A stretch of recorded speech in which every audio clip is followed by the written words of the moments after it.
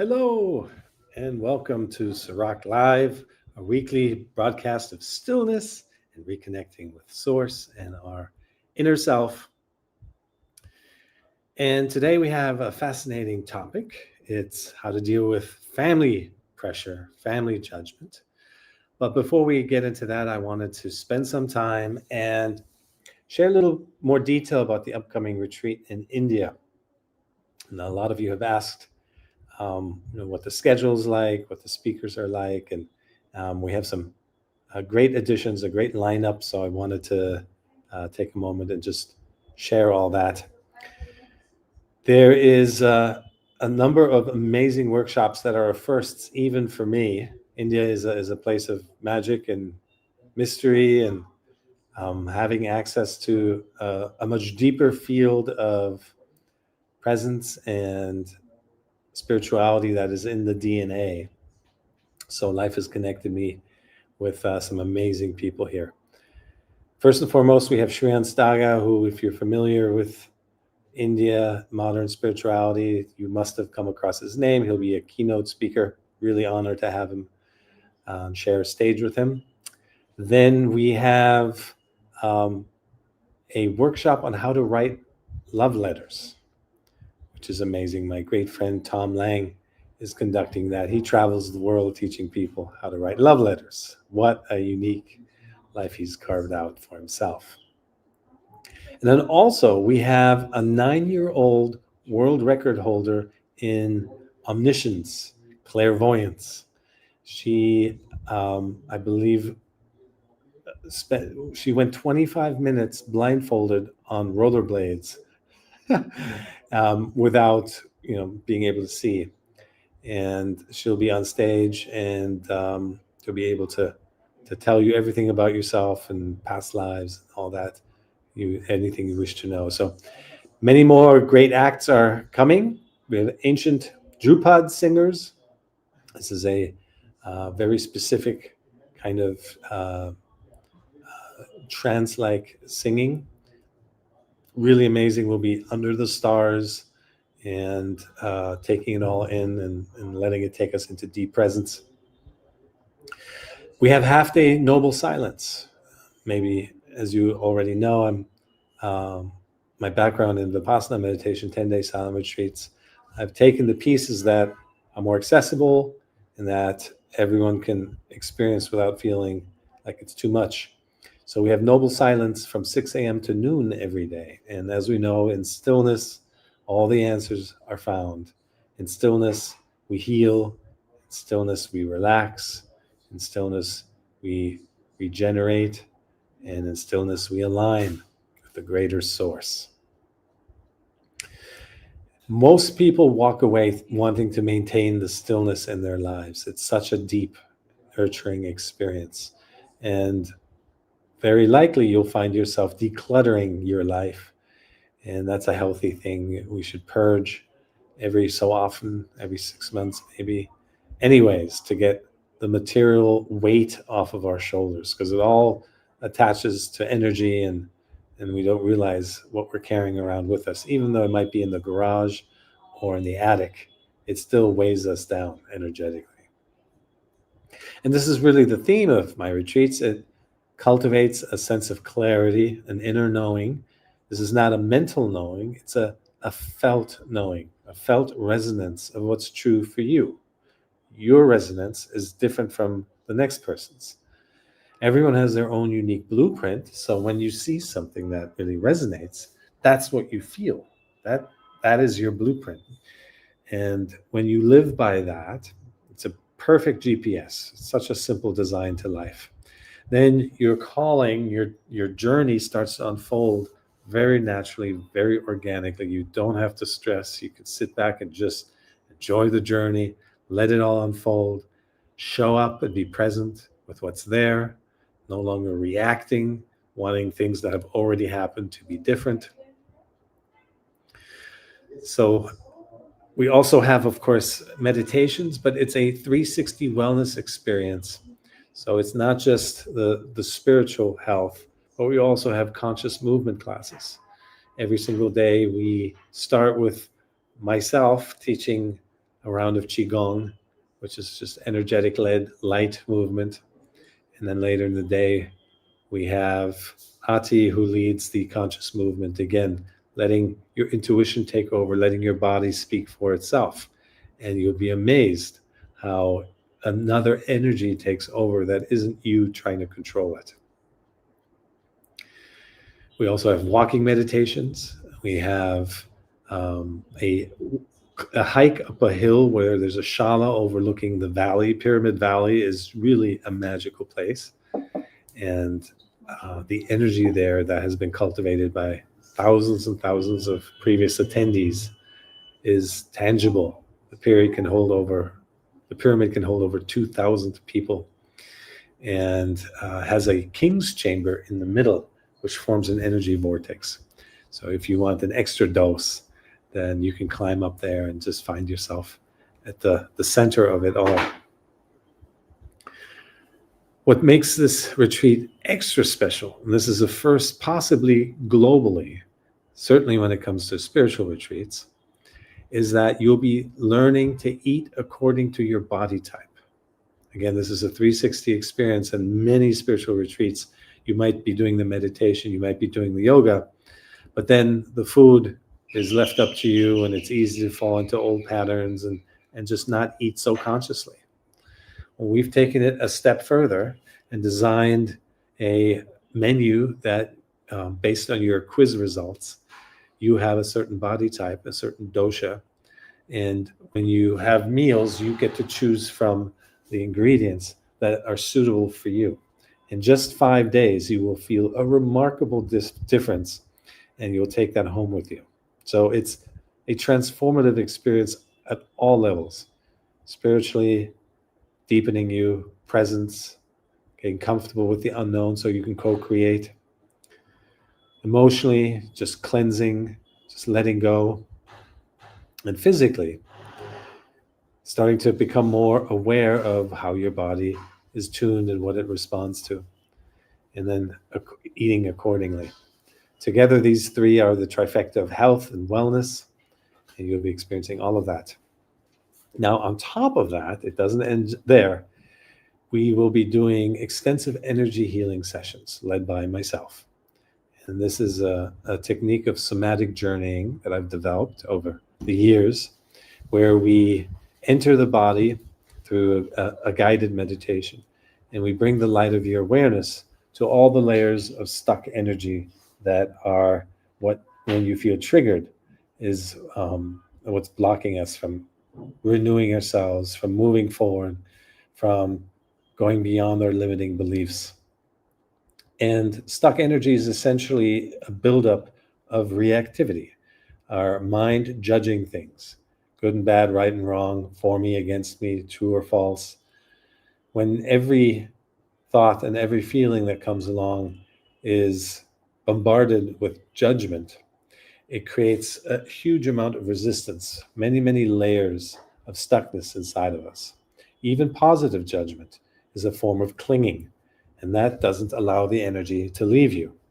So whether it's resisting what you're feeling or clinging to what you're feeling, in both cases, there's a buildup of energy that will weigh you down, will hold you back, and will keep you repeating the past until you find a way to release it. So we have Ati here, who will be designing and leading the nutrition program, the eating by your body type. So come join. Yeah, come have a seat. No, you don't need it. Hello, everyone. So my name is Ati, and as Chris mentioned, this will be the first retreat where we are going to organize it according to the body type, and we'll be leading a dietary quiz first beforehand. So before the retreat, everyone will do a quick online quiz to determine what their body type is, and then according to that, then you will be eating and you'll be training and basically living according to your body type during this 5-day retreat. And this will give you a chance to really feel how it's like to be fully realigned physically. And it will also help you to have a better mental and spiritual experience, because as you know, everything is holistic. So you want to work on all your bodies, your spiritual body, your physical body, your mental body. Everything should be always together. So you will know more about it, that what the body types are and how it works. But generally, we have three major body types, and which are different in terms of dietary requirements. There are the type 1, which is the paleo type or the carnivore. And then we have the type 2 vegan or plant-based. And then we have the type 3, the mixed type. But also we have different dosha types, kapha, pitta, vata, which is the, according to Ayurveda, these are the different types of the bodies. So you will know a lot more about it later on, and you will enjoy a very unique experience following these tips and these advices. So do you want me to add Okay, I any? can pick up Yes, from here. I will just hand over to Chris, and hopefully I will see you all there. Thank you.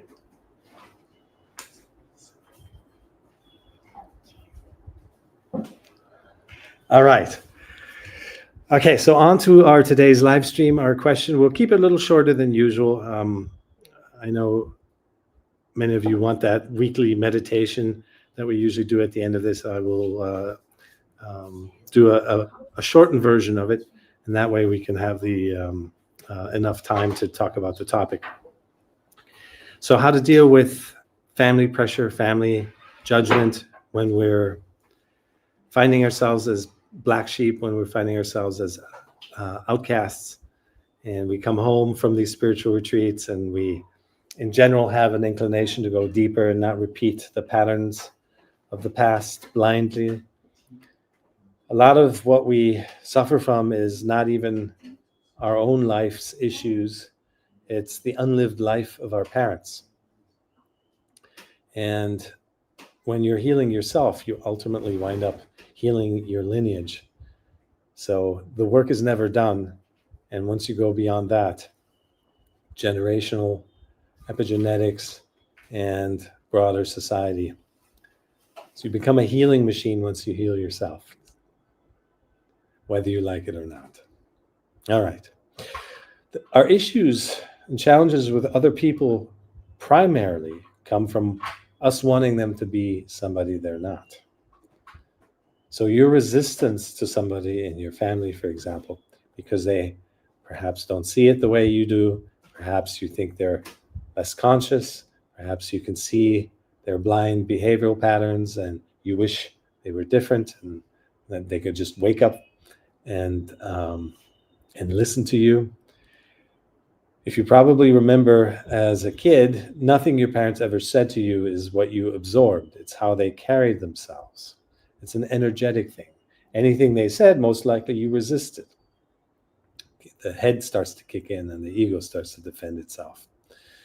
But how they carry themselves, how they resolve conflict, how they deal with each other in life, that is what we absorb to whatever we're capable of.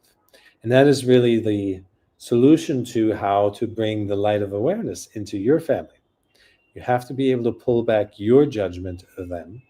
You can't expect them to change, but you can do your part because 50% of the equation is you holding them in place.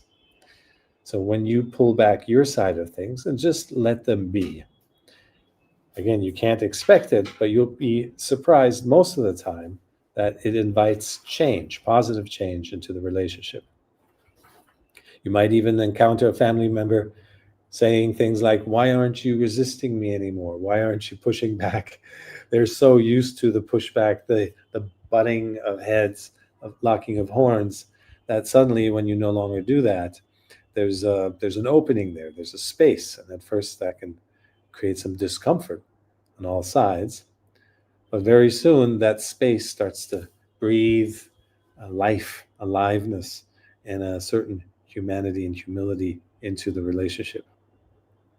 Now, letting other people be begins with your ability to let yourself be.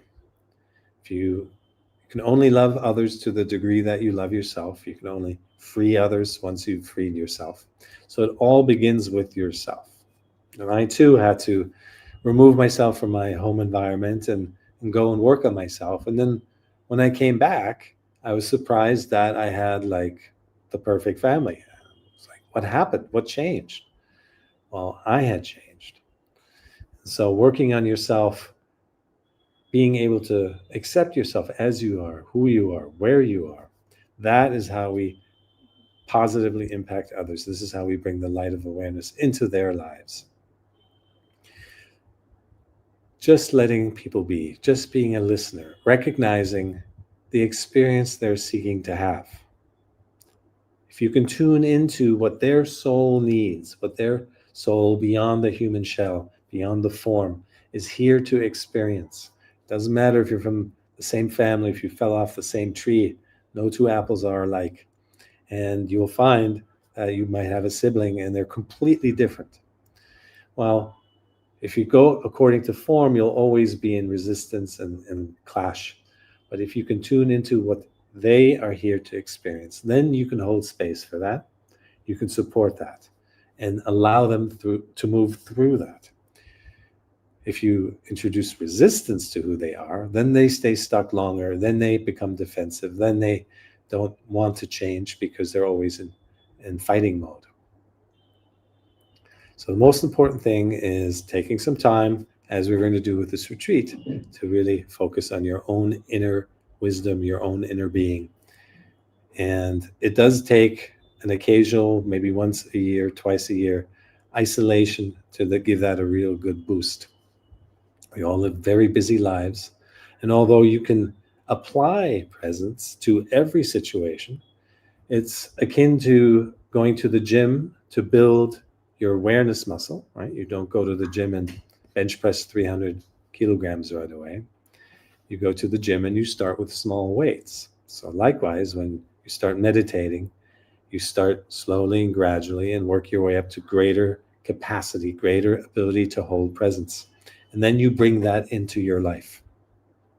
I often have people ask, they want to change their jobs, they want to move to a new city, they want to move to a new country, they want to leave the relationship, and because they feel stuck and they don't know what to do next. And I always say, learn to do what you're already doing with more presence, with more intention, with more in tuneness with yourself, and then go from there. Because you might very well become and realize you're an amazing manager, but you've been stuck because you're suffering from imposter syndrome. You might become an amazing partner because you've now released the trauma of childhood and growing up with perhaps a dysfunctional home. So getting these things out of the way is key to applying yourself in a more meaningful way. And then you can see.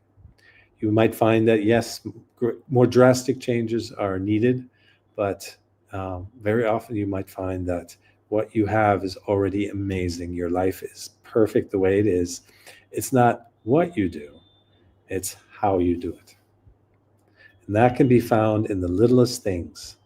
Pouring yourself a cup of coffee.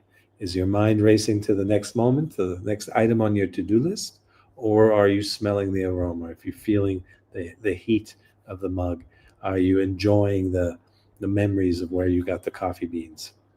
When you pick out clothes in the morning, are you stressed and just randomly picking out whatever you see first? Or are you tuning into how do you feel? Wow, what are your sensations like today? And then matching that, bringing awareness even into the clothes you choose to wear, and then taking that into the day. With awareness, you're going to start cultivating a higher and higher frequency in every little thing that you do, and then let that guide the way. We're not here to prescribe any particular path, to predict the future. No one can. It's one of my favorite questions. Can you predict the future? To this day, no one has raised their hands. yet we continue to live as if we do. We have someone raising their hand just there. Can you predict the future?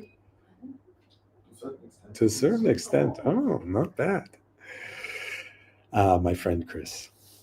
So, to a certain extent, but to a certain extent, we have to be able to let go and be comfortable with the unknown. The unknown is newness, it's freshness, it's not knowledge. Knowledge is the past, it's stale, it's what you already have lived through, it's repeating what you already know. But every decision needs to be infused with the aliveness of the unknown moment, the uncertainty. In Deepak Chopra's book, Seven Spiritual Laws of Success, one of those laws is when you notice the discomfort of uncertainty, that is a sign that you're on the edge of source. You're in that gap between the formless becoming form, the gap between the unknown becoming known, the intangible becoming felt. And there's that space. If you can live in that space, you are at the most potent point of life unfolding. And you don't need to think about the past or think about the future. That's just baggage, and it's just projections. I always say in the beginning of our spiritual journey of self-realization, we get upset that life is getting in the way of the things we imagine. And then as you move along, you realize we can't imagine our best life. You can only manifest, even when it comes to manifestation, from who you currently are. In order to access what's beyond who you currently are, you need to have a relationship with Source. And that is the uncertainty, that is the holding space for the unknown, inviting the next moment, not lingering on the one that has already passed. Nothing that's already happened has ever changed from you wanting it to be different. All right. We're going to do a short meditation on Anapana. I call it thought awareness. And this is one of the most powerful meditations, yet most simplest meditations. Ram Dass, at the end of his life, after everything he went through, everything he tried, came back to, this is all you need, just practicing awareness of your thoughts, because it's primarily the monkey mind getting in the way of our presence. That's where our overthinking hijacks our ability to co-create. That's where we get lost in thought and spend 2/3, 3/4, maybe even more of our life lost in thought, not being here, not being present. That's a tremendous amount of time that we're actually not here, not alive. So regaining some of that, even just 5 or 10%, will add years of actual lived time back to your life. In this exercise, we're going to focus on the incoming and outgoing breath at the entrance of our nostrils. Most likely within a few seconds, you'll feel your mind drifting. When you notice that your mind has drifted, that is a key moment. Do you react with frustration? Why can't I keep my mind focused? Why is it all over the place? What kind of mind is this? How can I operate with something so fickle? Or do you accept my mind has drifted, and then take clear action and return your attention back to where you were focused on last? This is a microcosm of what happens all day long when you see something that isn't the way you want it. Do you react with resistance, or do you accept and take action? This is a key piece that many beginning meditators don't understand, that mindfulness is not about passivity. It's not about being a doormat for life and just accepting whatever comes along. No, its purpose is to keep a clear mind, an equanimous mind, so that you can feel what you need to feel, allow your sensations to arise and pass, and then feel the resonance of the situation. The situation, in a way, it speaks to you and calls for certain action. And even inaction can be action. That is what's meant to dance with life. So practicing this, even just a few minutes a day, will shift your entire nervous system, because reactivity is a question of the wiring of our minds. And when you can come out of that, the physiological wiring, then you can keep a clear head and respond and take action and move forward as quickly as possible. Acceptance is not staying stuck with what is, it's actually what moves you forward the quickest. And acceptance is not a mental exercise, it's not mental acrobatics of somehow reframing, somehow believing things from a different angle. Acceptance is accepting how you feel about a situation, allowing your feelings to rise and pass. And when you can get good at that, then you realize that 90%, 95% of your reactivity is your story that we put on top of the actual sensations. Sometimes people are afraid that, oh no, if I let myself feel a feeling, that it's going to be hurtful, it's going to be overwhelming. There are some instances where deep trauma requires a greater support system, but for most of our reactivity, it's the all everyday little things. And for that, all we need to do is learn to observe our sensations. Accepting is key. Yes, Laura. All right, so let's do this together. It's only about a 10 or 12-minute meditation. And again, when your mind is drifted and you notice frustration, it's okay. And if you can come out of that frustration even just a few seconds sooner, then that's already tremendous growth. Let's do this. All right, with your eyes and mouth closed, focus your full attention on the incoming and outgoing breath at the entrance of your nostrils. There's a sensitive area below your nostrils and above the upper lip, where you can feel the touch of your breath.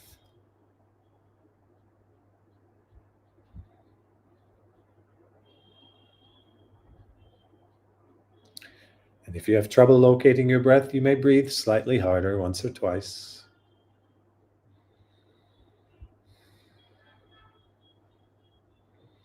Once you feel the touch of your breath, return to natural breath, normal breath.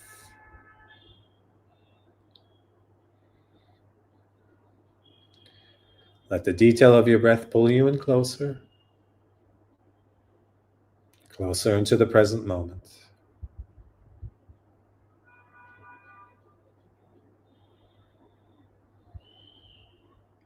If your breath is shallow,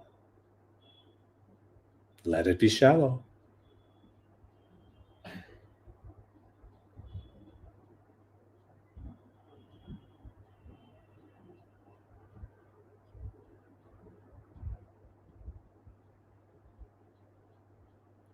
If your breath is deep,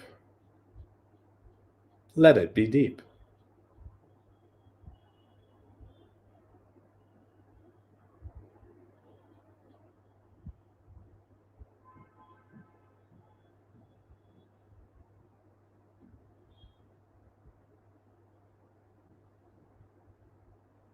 If it's more in the left nostril, let it be the left nostril.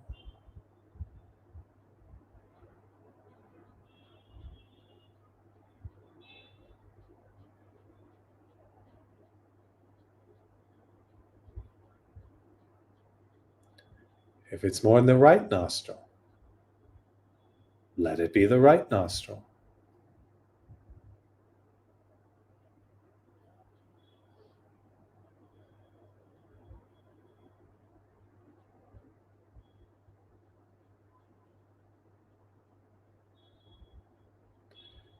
Or if it's in both nostrils, let it be both.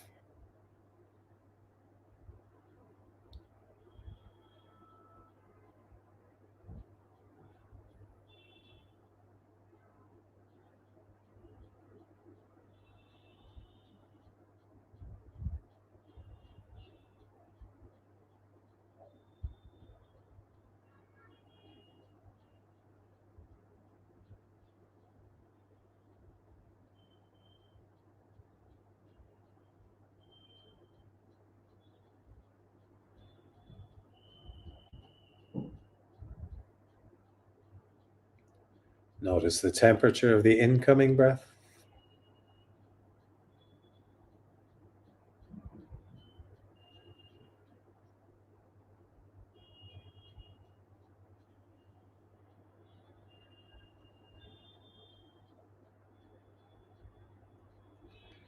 Notice the temperature of the outgoing breath.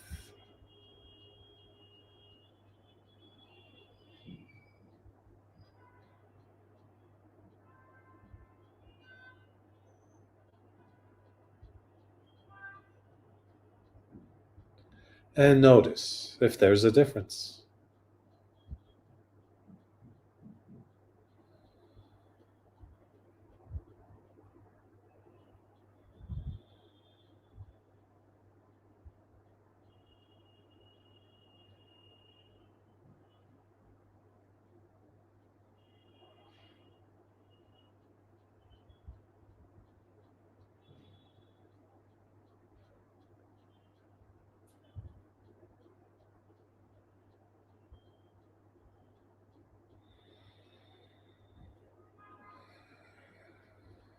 Notice the pace of the incoming breath.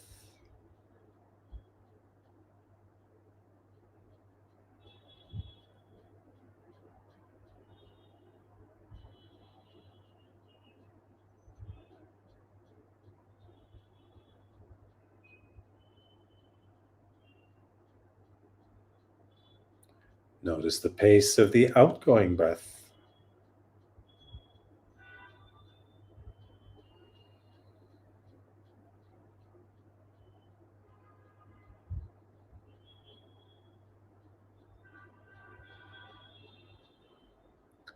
And notice if there's a difference.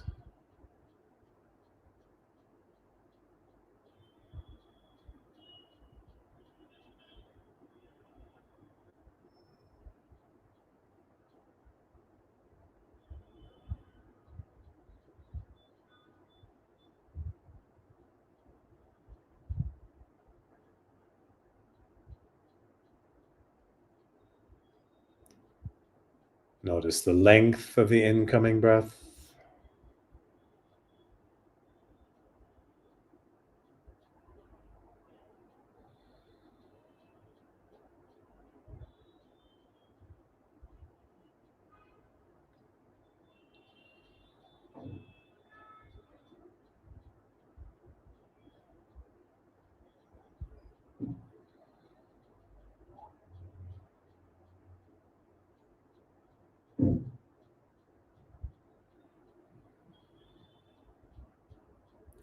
Notice the length of the outgoing breath.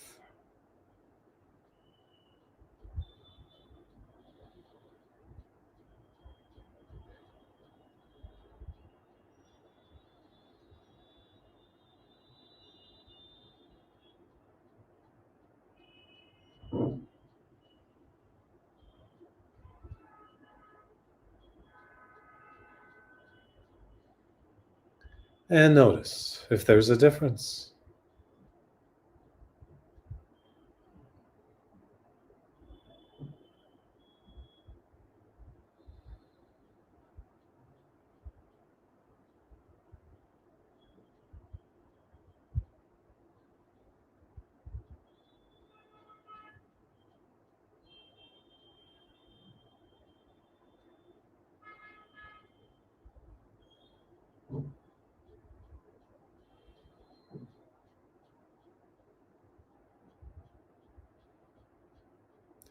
Notice the pause at the end of your inhale.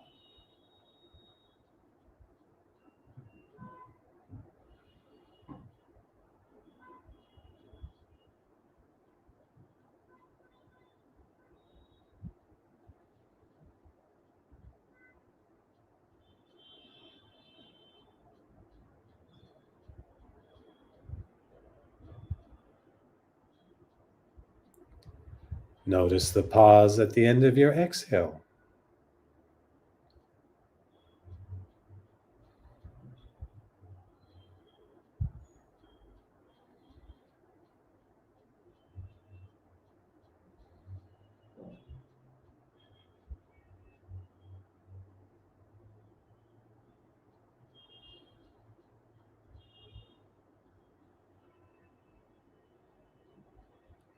And notice if there's a difference.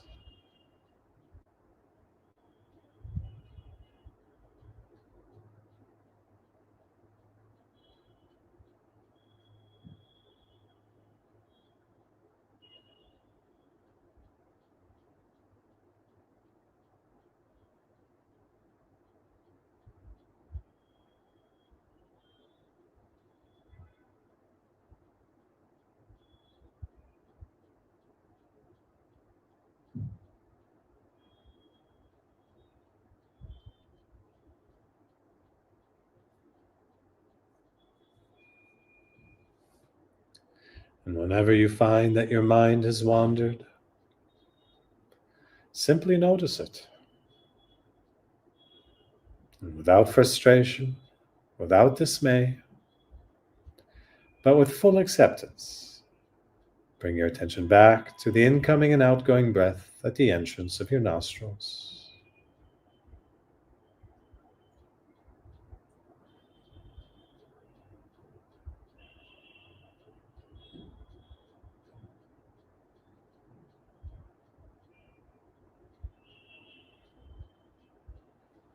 Natural breath.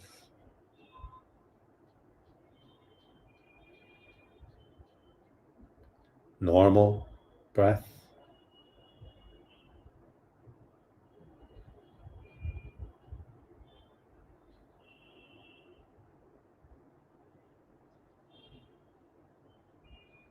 Observe your breath as it is, without wanting it to be different.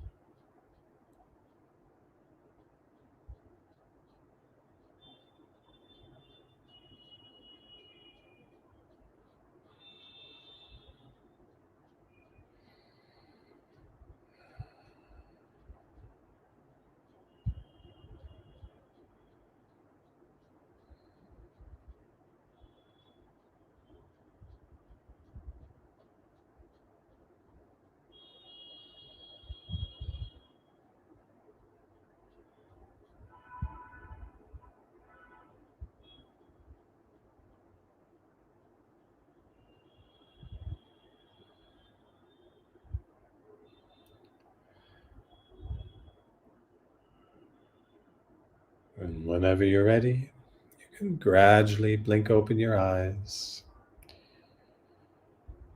Come back to the room that you're in. Notice your environment.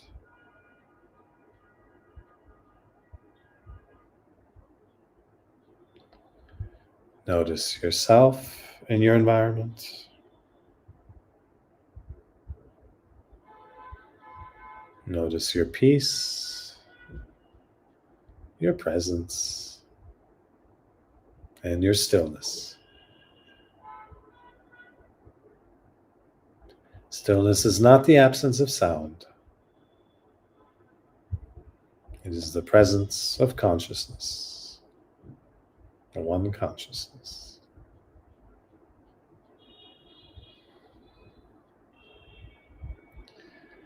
Thank you all for joining this week.